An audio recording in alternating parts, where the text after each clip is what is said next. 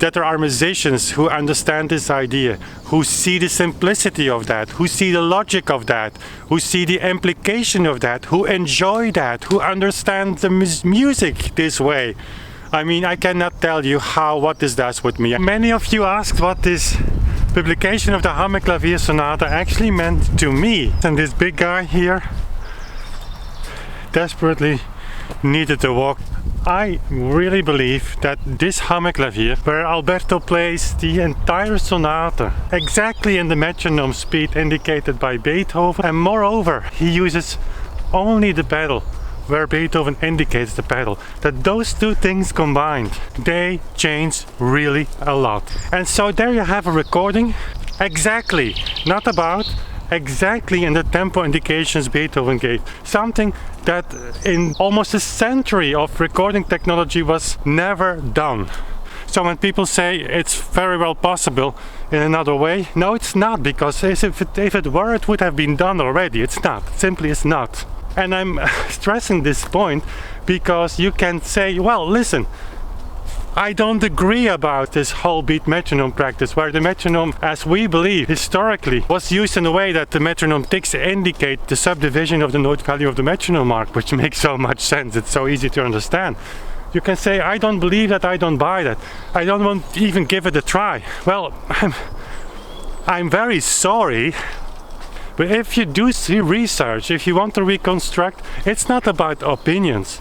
It's not about what you believe or not believe. It's not about what you can imagine or not can imagine. It's about facts. With these metronome marks, they are given as a tempo indication for this piece by one of the greatest minds ever living on this planet, Mr. Beethoven. And this happens to be the first recording where all the indications that Beethoven gave were executed as if the man, the poor mind, really knew what he was doing. And yet no one has ever recorded this piece in this tempo. And so whether you agree on this reconstruction of the metronome use or not, I actually don't care. What is important on this recording yesterday is the fact that there is a young guy who played the work in a way that if you would want to, you could have the metronome ticking all the way along this piece. On top of that, he decided to challenge himself even more by only using the pedal indications where Beethoven indicated pedal. And that's really hard, I can tell you. If people play all these works so much faster than I believe originally was intended by the composers, they can do that only by the help of the pedal. That's the reason why so many people just ignore not only the tempo indications but also the pedal indications. And again, it's not about opinions, it's not about what you believe, it's not about what you want to believe, it's not about what you want to see or not want to see. It's about the facts. Any musician, and certainly any musicologist, that simply denies this fact after yesterday actually is more an ambassador of the way of playing of a generation of musicians than he is a real musicologist. And I'm sorry to sound so hard or to be so hard on these people. If you don't care about that, you're not actually caring about historical truth. You're caring about,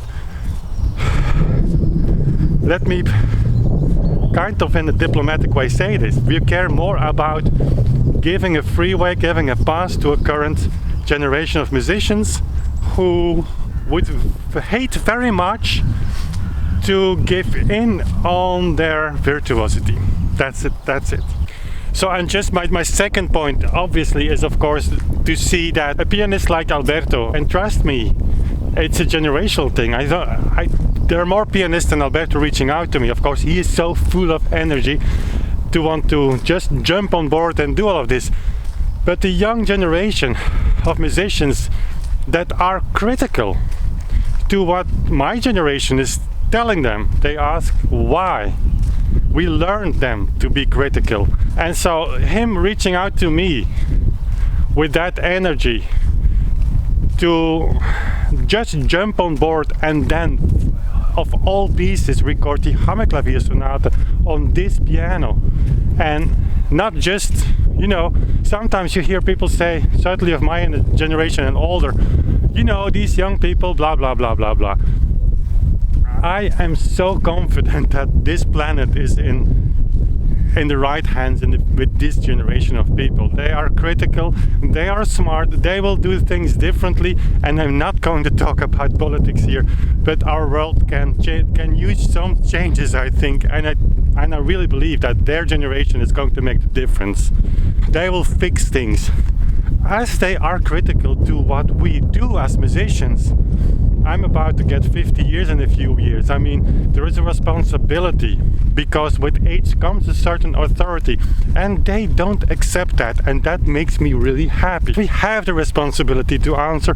We have the responsibility to say just honestly when we don't know things. It may be hard to, I don't know, of course, what your background is if you watch this video, and how much you can really tell how difficult it is what he did.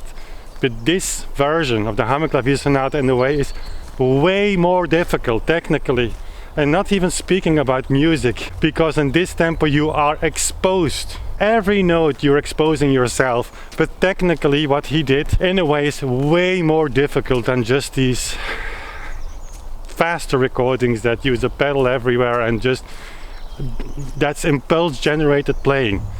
And that's what some people still like about it. It's impulse, your brain gets impulses, but you don't get beauty. You don't get beauty. I don't think so. How many people like the Hammerklavier Sonata? Honestly, tell me. And that brings me to my third point. I'm so happy for Beethoven. Maybe I shouldn't. But how Beethoven and Beethoven music lovers, let's say it like that. How many people have been just skipping on the Hammerklavier Sonata, or just were kind of intrigued by the Hammerklavier Sonata because it has this aura of being impossible to play.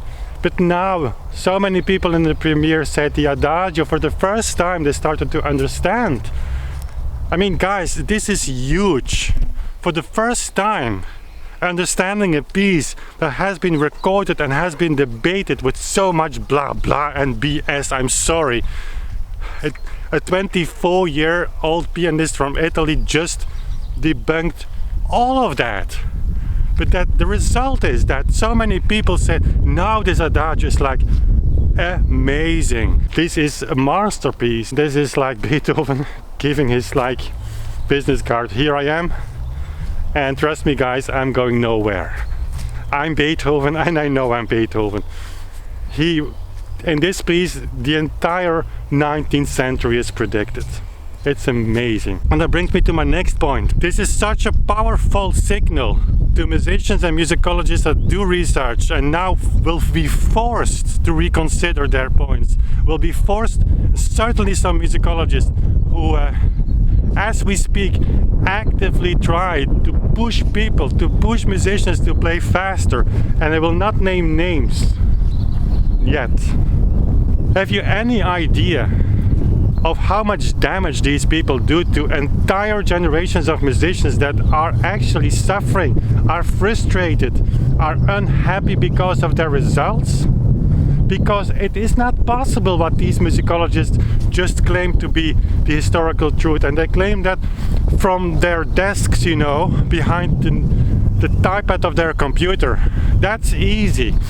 But an entire generation of musicians, and they even in majority believe that it's true, suffer so much because never reaching that goal. And I hope that this recording can change that we in a way can create a field for musicians and musicologists alike to say, hey, we might have to reconsider. We might have to reconsider. And that's the reason why I renamed the channel, or at least part of that, the Unchained Musician. What I'm doing here on the channel, what Lorenz is doing, what we're doing together, what Alberto did with the Hammerklavier Sonata and other recordings, what we will do in the future, can unchain you as a musician from this, I would say, mainstream belief, but it's because it's nothing different than the belief that pushes you way beyond your limits. Professionals are like amateurs, and I don't like the word amateur, but anyways, you know what I mean. So many musicians wake up in the morning realizing every day that the Beethoven, Chopins and Liszt are far beyond their reach, playing 8 hours a day even, freaking out before a concert, even playing a Beethoven trio or Schubert trio or whatever. We so much hope here that by unchaining you from all of that, we can just introduce some pleasure. And guys, it's not going to be easy. The Hammerklavier Sonata is not for everyone. It's for the happy few. Even in this tempo, I would say certainly in this tempo, but that it can give you some pleasure waking up, that the Mozart Sonata is in your reach, that the Haydn Sonata shouldn't take you 6 months, that you know what I mean. So, and my last point being, of course, Lorenz started doing all of that, this research in 1980. I joined them actually very recent. I'm doing kind of research, but it's nothing compared to his dedication and honesty also. He really doesn't mind about public opinion. He doesn't mind how many views a recording has. He doesn't mind how many subscribers we gain, how many people we reach. He's sitting there at his little desk, writing, thinking, be honest, not being naive. He has his fights. I joined him much later, and of course my role is different. But that we together now see this young guy play the Hammerklavier Sonata, the most mysterious piece regarding metronome numbers. I think so. Doing that with this passion, with this energy, being uncompromised to the truth, it gives so much confidence that what our true intention is, bring change and unchain that musician from this mainstream belief to practice 20 hours a day and then keep thinking, realizing that the end goal of Beethoven, Liszt, Chopin will never be in his reach, that we change all of that. Seeing that there is a new generation that, you know, comes on board, stands next to me, it makes me smile. It makes me so much realize and makes me happy that this is not on my shoulders alone anymore. A few months, maybe a year ago, I said to Lorenz literally when he was last time here, imagine when you and I would be in a car and we would hit a tree. What we are doing now would be like buried for 150 years, happily so. But now, that's not possible anymore.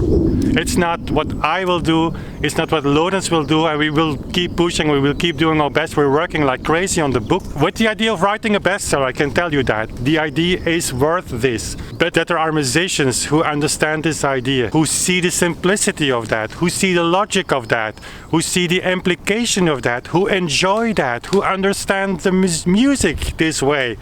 I mean, I cannot tell you what this does with me, and so I thank Alberto, I thank everyone that reaches out to me and just shares with me what this implication does to him or her. And last but not least, guys, this would not be possible without you. Really, you have pushed me, along with the patrons. My patrons, we are now 125, it's mind-blowing, and if you haven't considered to go on Patreon, please do, because we need your support there. We don't make money others than that with this all yet, so we need some support while the airplanes are taking off here. But it's because of you. You pushed me, you push Lorenz also. You keep telling us to please go, and without that wouldn't be possible. So thank you all for being here with us on this journey. And so with this magical power of these F-16 fighters, I don't know if you see them, one can only admire the power, but what a difference between that adagio of the Hammerklavier Sonata and this, what surrounds us now in sound, if only in sound. That's maybe the best contrast between, you know, showing where we are going, back to the pre-industrial times where energy was horse-driven. Thank you guys, and stay tuned for more, because there is a lot that's coming on your way this year.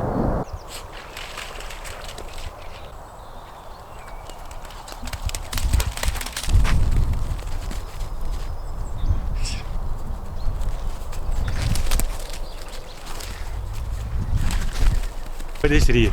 Ja, wat is er hier? Ja, wat is er hier? Ja, wat moet dat nu? Wat moet dat nu? Ja, wat moet dat nu? Helemaal nat. Helemaal nat.